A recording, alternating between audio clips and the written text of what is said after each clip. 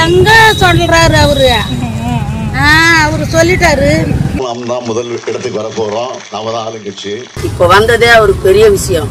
ஆனா அதை வந்து அவரை காப்பாற்றிக்கவும் முடியும். இனிமேலும் அவர் வரமாட்டார். இதை நீங்க டிவில நியூஸ்ல கூட போடுங்க, எனக்கு பயம் இல்லை. எடுக்க மாட்டாங்க. பள்ளம் அப்படியே அப்படியே தேங்கி கிடக்குது. வந்தா சொன்னா கூட எடுக்க மாட்டாங்க. நீங்க ஓட்டு போட்டிருக்கீங்க, நீங்க கேட்கலாம்ல. ஓட்டு தான் கேட்கற டைம் தான் வரானுங்க. அதுக்கப்புறம் ஏன் வரான்? வாங்கும் போதுதான் வித்த காட்டுவானுங்க. தேங்காய் அதெல்லாம் இல்லை. எங்க பார்த்தாலும் தண்ணி தான், எங்க பார்த்தாலும் காவாதான்.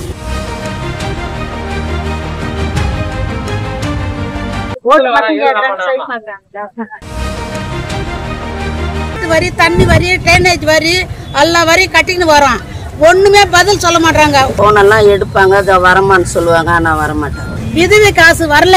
நீ வீட்டுல படுத்து தூங்குற அழகா பொண்டாட்டி புள்ளியோட நாங்க கஷ்டப்படுறவங்களை யாரு வந்து பாக்குறேன்? 2026ல யாருக்கு ஓட்டு போடுவீங்க? டிவி கேக்குதான். 2026ல யாருக்கு ஓட்டு போடுவீங்க? டிவி கேக்குதான். ஏன் விஜய் நல்லா பண்ணுவாருன்னு ஒரு நம்பிக்கை. இல்ல, ஆல்ரெடி கரூர் சம்பவம்லாம் நடந்திருக்கு. இந்த மாதிரி இன்னும் வெளியவே வரல. அவர் மேல ஃபால்ட் இல்ல. அப்படி இல்ல, அவர் மேல ஃபால்ட் கிடையாது. அவருக்கு சின்னதா ஸ்பேஸ் கொடுத்தது அவங்க தப்பு தானே. கவர்மெண்ட் சைட் தானே ஃபால்ட். இப்ப விஜய் தனியா நிப்பாரா இல்ல யாரோ கூட்டணி போவா நீங்க நினைக்கிறீங்க? எனக்கு தெரிஞ்சு தனியா இருக்கிறது தான் பெஸ்ட், கூட்டணியை விட. இப்ப எடப்பாடியும் அழைச்சிட்டு இருக்காரு. நீங்க அதை பத்தி நீங்க எப்படி பாக்குறீங்க? எடப்பாடி முன்னாடி ஜெயலலிதா இருந்த வரைக்கும் நல்லா இருந்தது எல்லாமே. எஜுகேஷனும் சரி, ஸ்கூல் பசங்களுக்கும் மேரேஜுக்கும் எல்லாத்துக்குமே நல்லா இருந்தது. ஏன்னா எனக்கு டிவிக்கே வந்தா நல்லா இருக்கும்னு தோணுது, அவ்வளவுதான். அவர் மக்களுக்கு நிறைய ஹெல்ப் பண்ணிருக்காருல்ல. கட்சியில இருக்கிறதுக்கு முன்னாடில இருந்தே பண்ணிட்டு இருக்காருல்ல. ஆனா பட் புதுசா வர்றவரு, அவருக்கு நிறைய விஷயங்கள் தெரியாம இருக்கலாம். ஏன்னா இப்ப சொல்ல முடியாதுல. அவர் நிறைய கண்ட்ரிஸ் போயிருக்காரு, அங்க எல்லாத்தையும் பாத்துருக்காரு, எப்படி இருக்காங்கன்னு தெரியும்ல. மேபி அதனால கூட அவரு நிறைய பண்ணலாம்னு எதிர்பார்க்கலாம்ல மக்களுக்காக. இப்ப 20 லட்சம் குடுத்திருக்காரு. ஆக்சுவலி கரூர்ல உள்ளவங்களுக்கு 20 லட்சம் குடுத்திருக்காரு. அதெல்லாம் விடுங்க. உங்களுக்கு என்ன தாட் தோணுதோ அவங்களுக்கு தான் நம்ம ஓட் போட போறோம். தனியா நம்ம இவங்களதான் நீங்க ஓட் போடணும்னு யாருமே நம்ம போய் கம்பல் பண்ண போறது கிடையாது. அதனால மக்களுக்கு யார பிடிச்சிருக்கோ அவங்க ஓட் போட்டா போதும். கரூருக்கு வாய்ப்பு இருக்குன்னு நினைக்கிறீங்க? எனக்கு தெரிஞ்சு இருக்கு, 99% இருக்கு. ஏன்னா அவர் மக்களுக்கு நல்லது செய்யணும்னு நினைச்சு அவர் பண்ணும்போது நம்ம அதை நம்ம தப்புன்னு சொல்ல முடியாது. உங்க ஏரியால எப்படி இருக்கு? தண்ணி நிக்குது? தண்ணி நிக்குதா மழை பெஞ்சா?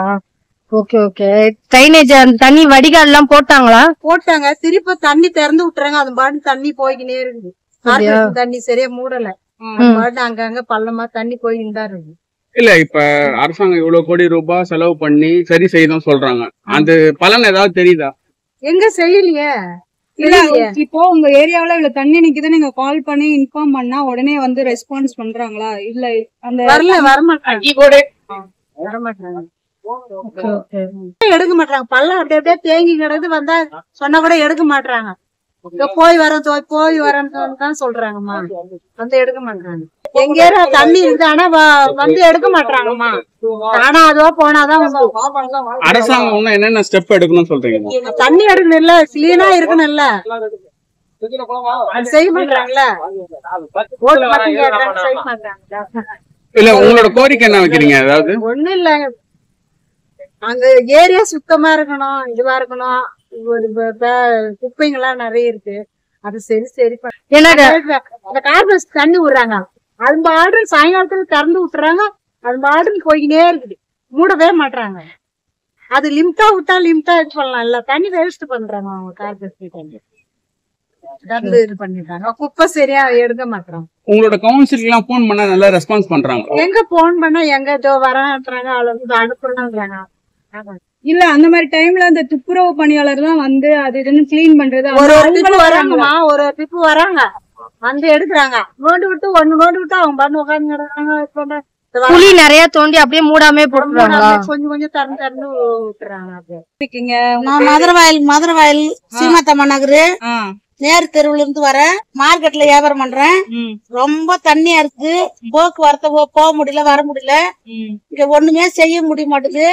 நாங்க வயசான ஆளு. எனக்கு 65 வயசு ஆகுது. 65 வயசுக்கும் நாங்க கஷ்டப்பட்டு இருக்கிறோம். எங்க கஷ்டத்துக்கு ஆள் கிடையாது. நாங்க ரொம்ப கஷ்டப்படுறோம். எங்க கஷ்டத்தை பார்த்து எங்களுக்கு எந்த உதவியும் பண்றதுக்கு இல்ல. 65 வயசு ஆகி போச்சு எனக்கு. இந்த 65 வயசுக்கும் படாத பாடுபட்டு இருக்கிறேன். 5 வயசுல இருந்து 65 வயசு வரைக்கும் கஷ்டப்பட்டு தான் இருக்கிறேன். இந்த தண்ணியில லோல் போடுற வயசான காலத்துல 10 ரூபாய் கொடுத்து உதவ ஆளு கிடையாது.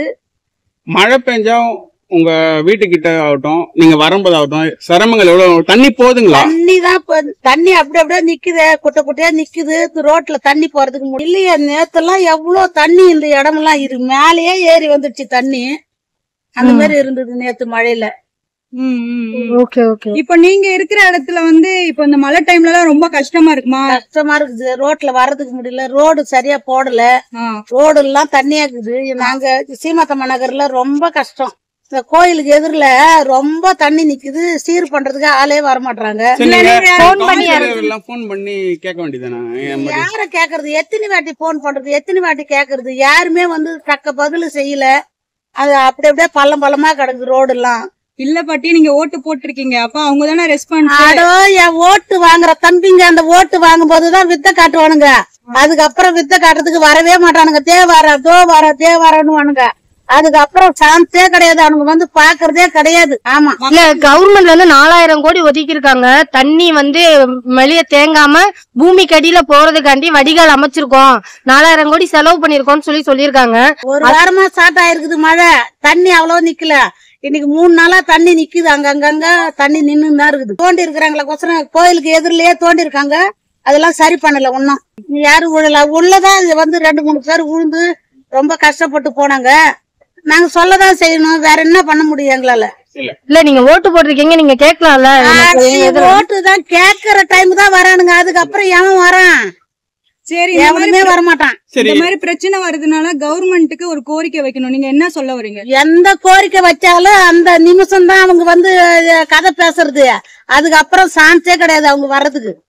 ஏமா நீங்க ஓட்டு போடுங்கம்மா, உங்களுக்கு நல்லது செய்யறோம், கெட்டது செய்யறோம், குழா தண்ணி வரும், அந்த தண்ணி வரும். குழா தண்ணியே வரல, மாசம் ஆனாக்க துட்டு வாங்கிக்கிறானுங்க.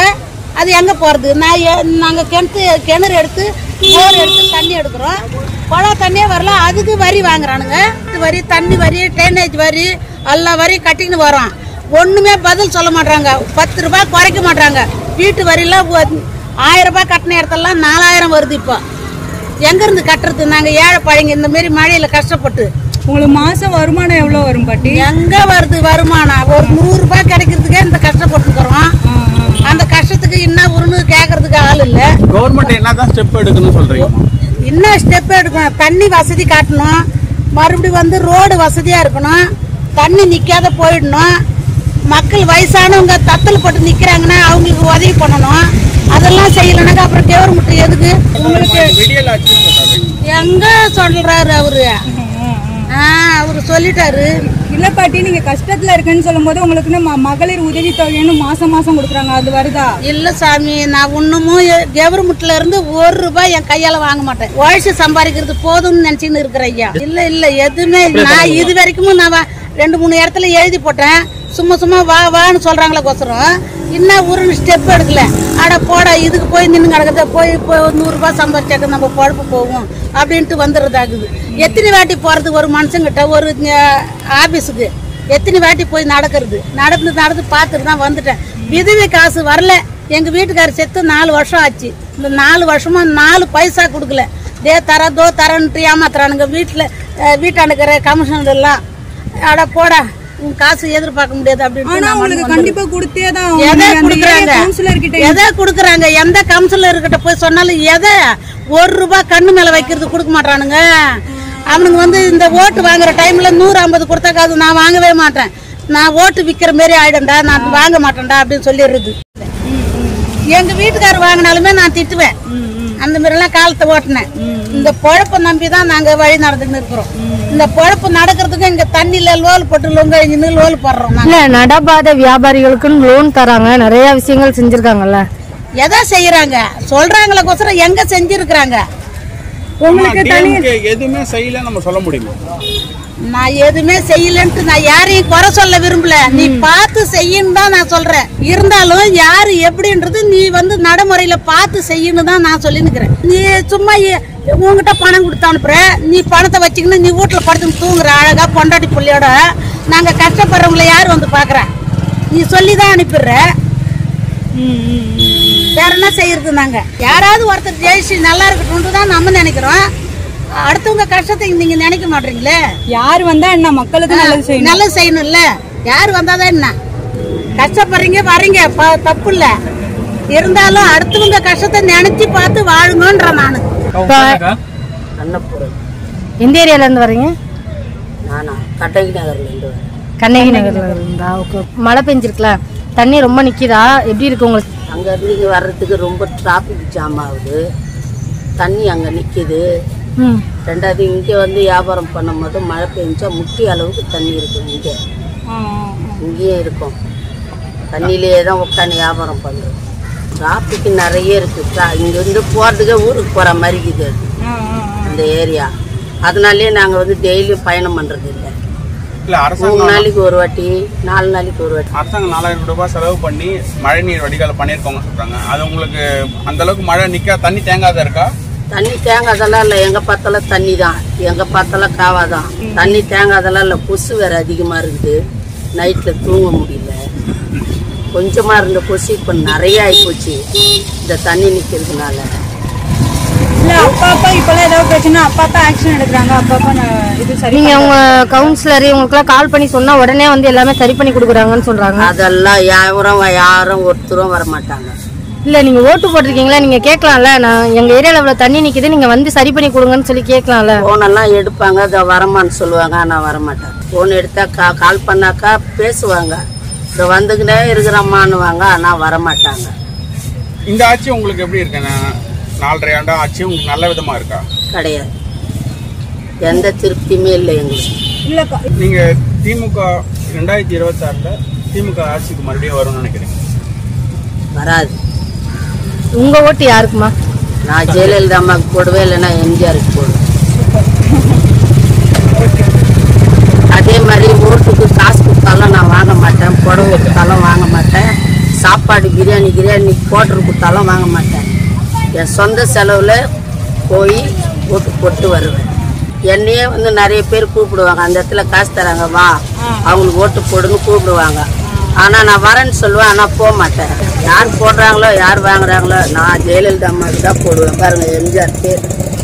விடியல் ஆச்சுன்றாங்க, உண்மையிலேயே விடியல் தந்துச்சு நீங்க நினைக்கிறீங்க? இல்லைங்க, இப்போ வந்ததே ஒரு பெரிய விஷயம். ஆனால் அதை வந்து அவரை காப்பாற்றிக்கவும் முடியல. இனிமேலும் அவர் வரமாட்டார். இதை நீங்கள் டிவியில் நியூஸில் கூட போடுங்க, எனக்கு பயம் இல்லை.